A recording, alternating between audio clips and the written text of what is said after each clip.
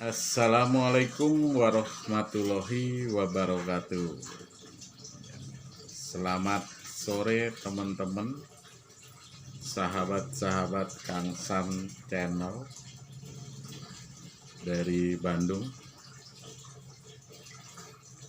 Bandung barusan diguyur hujan, sejuk. Gimana rekan-rekan, sahabat-sahabat? Bagaimana kabarnya hari ini? Mudah-mudahan tetap sehat walafiat, di bawah selalu dalam lindungan Allah Subhanahu wa Ta'ala. Oke rekan-rekan, mari kita ngawangkong bersama saya di channel kita.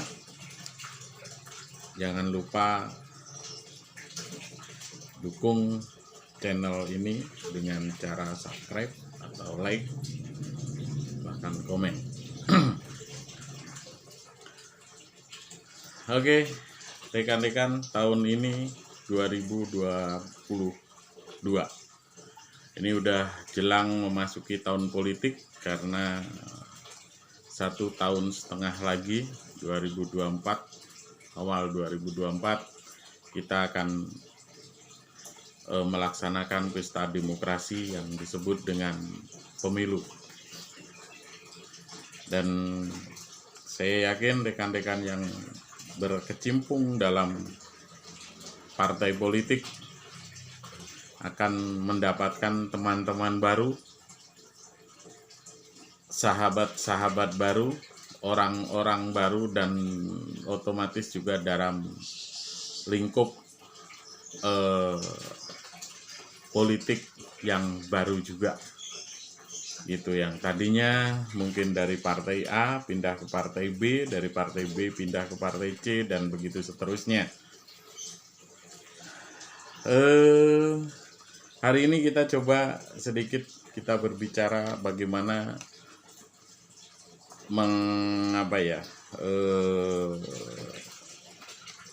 kita sedikit kupas tentang seorang teman, sahabat dalam bingkai politik, teman dalam politik, dan teman dalam keseharian, teman dalam kehidupan sehari-hari. Ya sebenarnya sama, karena hidup ini tidak lepas dari kepentingan. Dan kepentingan itu adalah untuk melaksanakan mencapai kepentingan kita, dan menyamakan kepentingan kita itu kita harus berpolitik gitu. Jadi dengan semakin maraknya demokrasi, dengan semakin majunya demokrasi di suatu negara, berteman dalam bingkai politik itu menurut saya memang harus hati-hati gitu. Soalnya semakin maju demokrasi, semakin maju wawasan berpolitik, semakin jauh politik itu dari ajaran-ajaran moral dan norma. Jadi maka kalau untuk sekarang ini banyak sekali muncul yang namanya politik transaksional, pragmatis, politik dagang sapi, dagang kuda, dagang embek, dan dagang-dagang yang lainnya. Itulah yang semakin membawa kehidupan berpolitik, kehidupan demokrasi di Indonesia ini semakin marak gitu. Jadi semakin ramai, semakin banyak orang yang lebih perhatian terhadap politik gitu. Kalau mungkin dulu enggak. Ketika zaman-zaman Orde Baru atau sebelum Orde Baru, malah Orde Lama, politik itu, pergerakan politik kita benar-benar dibatasin. Tidak ada kebebasan, kita selalu di bawah tekanan, dan semuanya ini terkondisikan karena waktu dan situasi dan kondisi pada zamannya. Gitu. Sehingga muncul bahwa banyak sekali muncul kata-kata bahwa tidak ada teman yang permanen, atau kalau orang menyebutnya biasanya teman yang abadi gitu. Kalau saya menyebutnya tidak ada teman yang permanen, ataupun juga musuh yang permanen. Yang ada dalam politik itu yang ada adalah kepentingan yang permanen gitu. Jadi ketika kepentingan kita sama, ya kita bisa berjalan gitu. Kita bisa berjalan beriringan. Tetapi ketika kepentingan kita sudah tidak sama dalam berpolitik, ya sudah, kita nggak bisa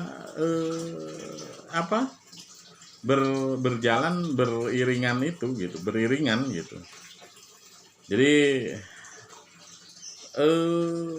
kepentingan teman-teman dalam berpolitik itu jadi cenderung, kalau menurut saya, munafik. Jauh sekali dari norma-norma persahabatan dalam keseharian gitu. Walaupun sebenarnya juga tidak bisa dipungkiri, kita berpolitik itu berangkat dari kebersamaan dalam persahabatan keseharian gitu. Makanya dalam satu dan waktu tertentu akhirnya malah menjadi permusuhan gitu.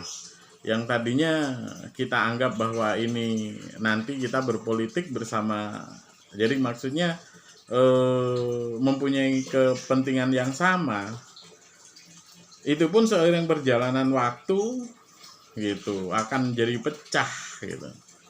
Jadi itulah hebatnya politik gitu. Apalagi dengan orang-orang yang baru ya. Pendewasaan berpolitik itu sebenarnya bisa seiring berjalannya ketika kita mengikuti pesta-pesta demokrasi yang sudah ada gitu. Jadi makanya sering disebutkan bahwa wah, itu politik, kalau kita berbicara dengan rekan-rekan atau tokoh-tokoh atau apapun itu yang kita kenal, wah itu senior kita dalam berpolitik, itu senior kita dalam menjalani dalam bergerak dalam satu partai yang membawa kita untuk berpolitik gitu. Jadi ada senior, ada junior gitu. Tetapi hal itu juga tidak, orang yang sudah melaksanakan, jadi sudah dewasa dalam berpolitik juga tidak menutup kemungkinan akan menjadi anak-anak lagi ya. Jadi merangkak lagi dari nol ketika kepentingannya juga akhirnya tidak bisa kepentingannya itu tersumbat gitu. Nah, begitu akhirnya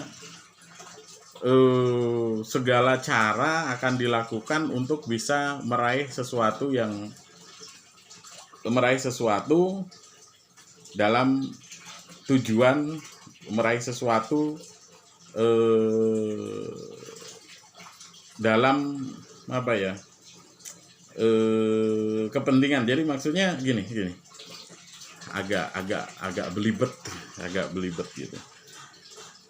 Jadi ukuran kedewasaan dalam berpolitik itu sebenarnya tidak bisa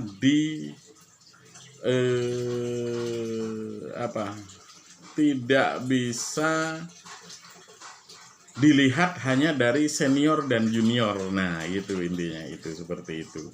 Apalagi kalau ditentukan lewat umur gitu. Waduh, susah sekali. Jadi hal-hal seperti itulah yang sebenarnya akan membawa masa depan politik ini semakin suram. Gitu. Tapi itulah memang politik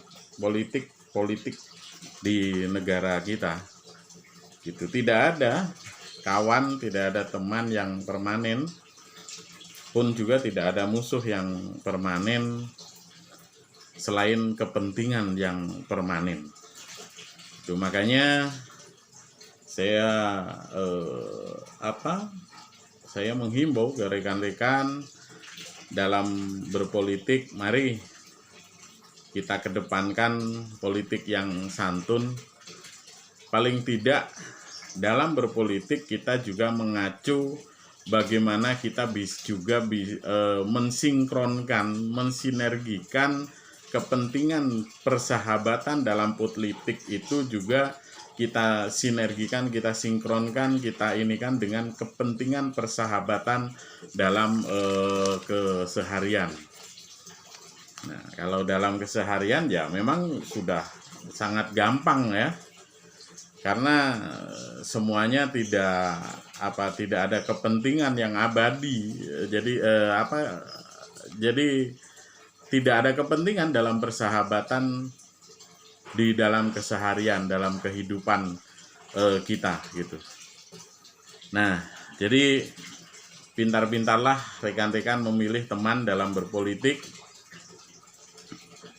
Tetap mengaculah pada 5 kalau menurut saya 5 pedoman.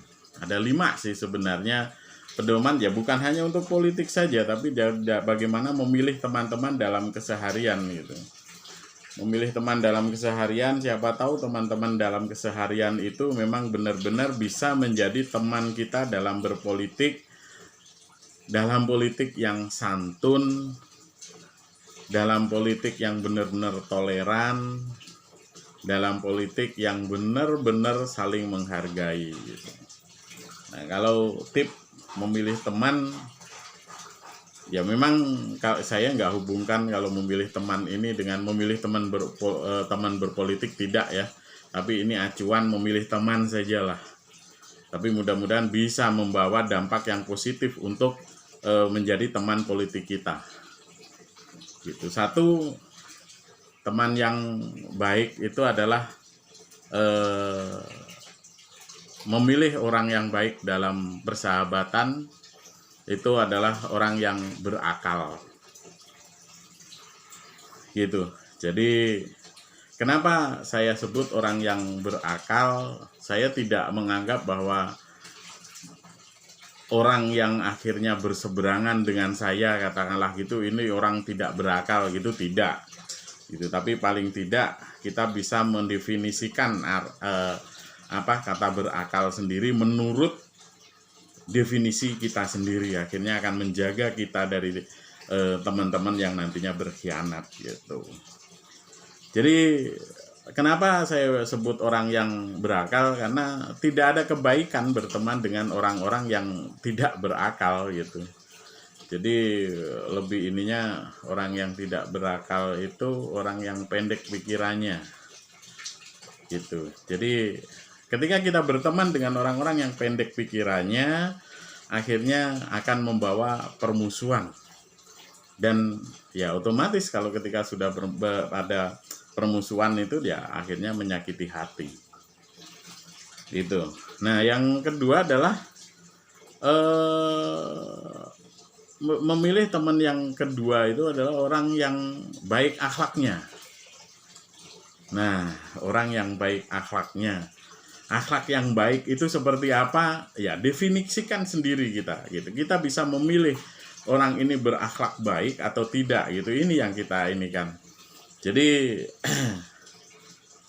orang yang berakhlak cenderung, nah ini orang yang berakhlak itu cenderung orang-orang yang selalu berpikiran positif untuk sebuah hubungan, untuk sebuah kemajuan gitu. Jadi akhlaknya baik orang ini gitu.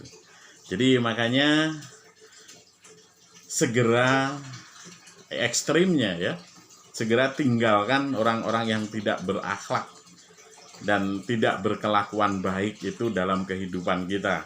Itu ekstrimnya. Tetapi masih ada yang mungkin lebih logis lagi.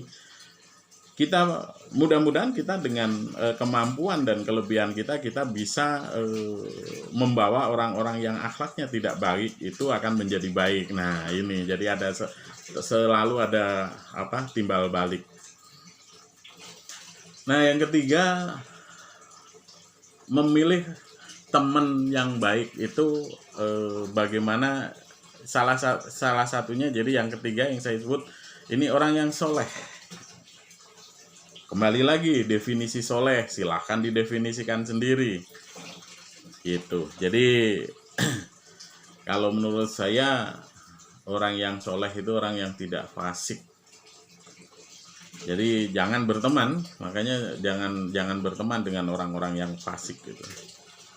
Orang yang fasik itu tidak takut kepada Tuhan, tidak takut kepada Allah Subhanahu wa taala, dan dia tidak bisa dipercaya pendiriannya, plin-plan gitu. Jadi tidak konsisten, plin-plan, dan sering berubah-ubah gitu, plin-plan, sering berubah-ubah, mengikuti tekanan dan keadaan. Nah, ini yang perlu ditekankan lagi. Jauhi orang-orang yang plin-plan, yang sering berubah-ubah dalam bersikap, dan karena situasi, karena kondisi, karena tekanan, dan karena keadaan.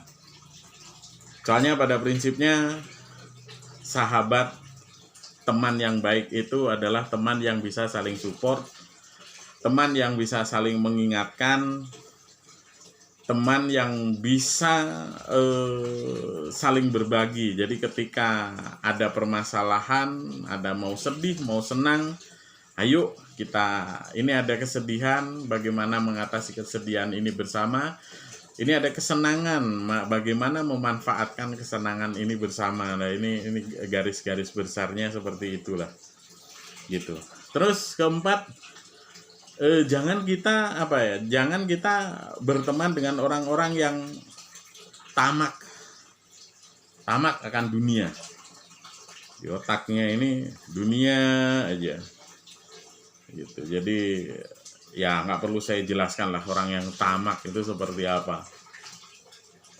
Rekan-rekan sudah pada tahu, sahabat-sahabat sudah pada tahu bagaimana sih orang yang tamak itu gitu. Kalau kita itulah, kita bisa mendefinisikan sendirilah tamak, apalagi tamak dunia gitu. Ini sudah jauhi.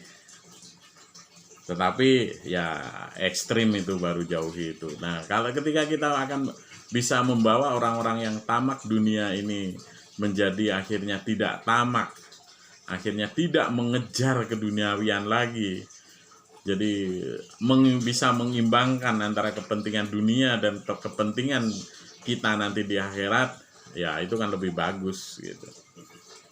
Jadi itu yang keempat. Dan yang kelima adalah bertemanlah dengan orang yang benar. Gitu. Ini yang sebenarnya yang paling simpel kita bisa lakukan dalam juga kehidupan sehari-hari ataupun dalam kehidupan kita berpolitik. Itu orang yang benar gitu. Maka dari itu rekan-rekan, maka jangan berteman dengan orang-orang yang pendusta, yang kemungkinan akan menipu dan mengingkari norma-norma persahabatan yang sudah kita bina gitu. Ini sebenarnya yang paling bahaya dalam, menurut saya, dalam sebuah pertemanan, dalam sebuah persahabatan, apalagi dalam bingkai politik gitu. Jadi orang yang tidak benar ini udah jauhi saja gitu. Gampang kok melihat orang yang tidak benar itu. Orang tidak benar itu orang juga ya itu pendusta.